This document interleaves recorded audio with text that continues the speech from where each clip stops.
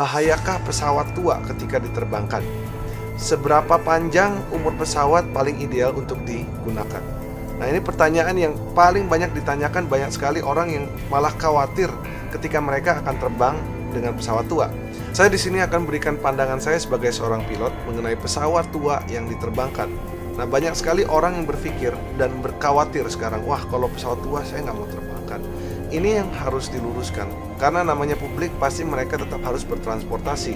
Nah, ketika mereka bertransportasi, tidak tertutup kemungkinan bahwa mereka akan menaiki pesawat tua. Maka dari itu, hari ini sifat dari video ini memberikan informasi edukasi buat kalian semua yang akan terbang di kemudian hari. Nah, pesawat dikatakan tua ketika mereka sudah memasuki 50.000 jam ke atas. Ini sudah dikatakan memasuki masa tuanya. Untuk limitasinya sendiri, apakah pesawat tua itu bisa diterbangkan? Jadi tidak ada limitasi di mana pesawat itu harus stop dioperasikan. Pesawat itu sampai pesawat tahun-tahun 1930, 1940 pun kalau memang dia di-maintain dengan baik, masih bisa digunakan. Cuman yang jadi masalah adalah cost. Cost untuk memperbaiki pesawat itu, semakin lama pesawat itu in service, semakin banyak jam terbang, ya otomatis lebih banyak pengecekan yang harus dilakukan. Bukan saja dari airframe-nya ya, mesinnya juga sama. Mesinnya ketika hot section-nya, bagian dari dalam hot section-nya harus di-replace ketika sekitar 20.000 jam. Kalau core section-nya kurang lebih ya, kalau nggak salah sekitar 25.000 jam.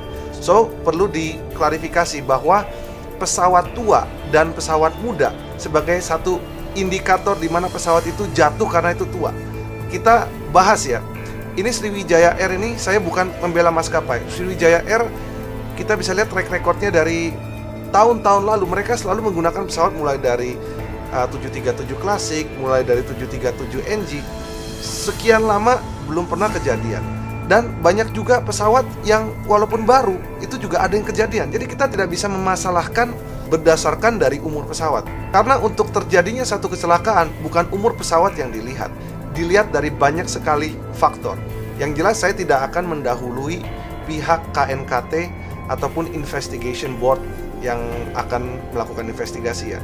Jadi kalau ada pertanyaan kepada saya sebagai pilot ya, saya adalah frontline di mana saya akan terbangkan pesawat. Ditanya, Kapten Vincent, would you fly old airplane? Jawabannya adalah yes, selama mereka di well maintained. Saya pernah terbang kok pesawat-pesawat Airbus yang tahun-tahun 92, yang MSN-nya cuman 100 sekian itu. Saya pernah terbang kok pesawat tua, nggak jadi masalah. Yang jelas adalah bagaimana dia di maintain. Banyak juga pesawat tua yang di well maintain sehingga kita datang ke pesawat aja semuanya working properly. Pesawat boleh tua, airframe boleh tua, tapi kan namanya avionik, begitu rusak dia ganti. Namanya mesin, begitu ada masalah dia pasti repair. Dan ini bukan main-main, ketika pesawat ini harus di maintain itu mereka sudah punya manualnya sendiri. Jadi simpelnya pesawat ini sudah ada rekomendasi kapan dia harus dicek. Seperti ada A check, B check, C check, dan D check. Dengan A check misalnya harus dilakukan setiap 500 jam sekali. B check harus dilakukan misalnya 6 bulan sekali. Atau C check harus dilakukan setiap 4.000 sampai 6.000 jam atau 2 dan 3 tahun. Mereka itu sudah memiliki maintenance program di mana pesawat harus di make sure dalam keadaan safe untuk terbang. So kalau saya disuruh terbangkan pesawat tua, I don't mind, as long as the maintenance is properly maintained. Jadi saya pun akan menerbangkan pesawat walaupun dia umurnya sudah tua. So umur tidak bisa menjadi satu determinasi pesawat itu jelek. Nah, sekarang kita akan buka data yang saya punya.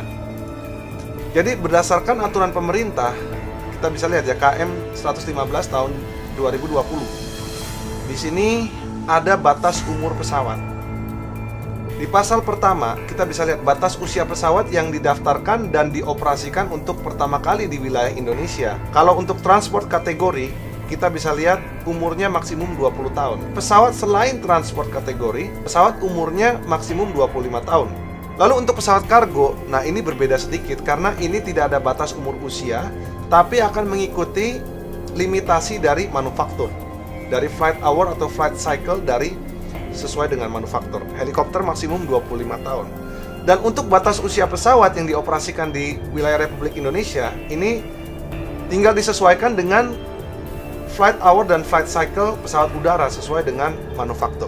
Jadi seperti yang saya jelaskan di sini, bahwa untuk masuk ke Indonesia pesawat itu batas umurnya maksimum untuk transport kategori adalah 20 tahun.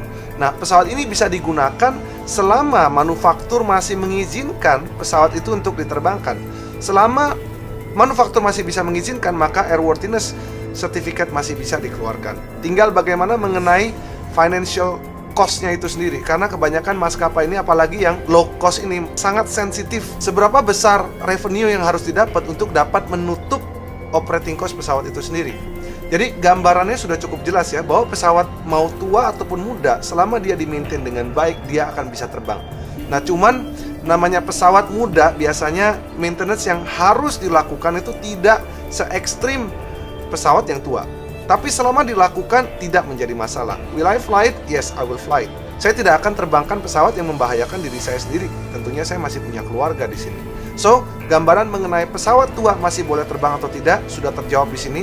Semoga ini menjawab pertanyaan teman-teman sekalian mengenai pesawat tua. Janganlah takut guys, mengenai terbang dengan pesawat walaupun 20 tahun, 25 tahun, selama di-maintain dengan baik, kita nggak perlu khawatir.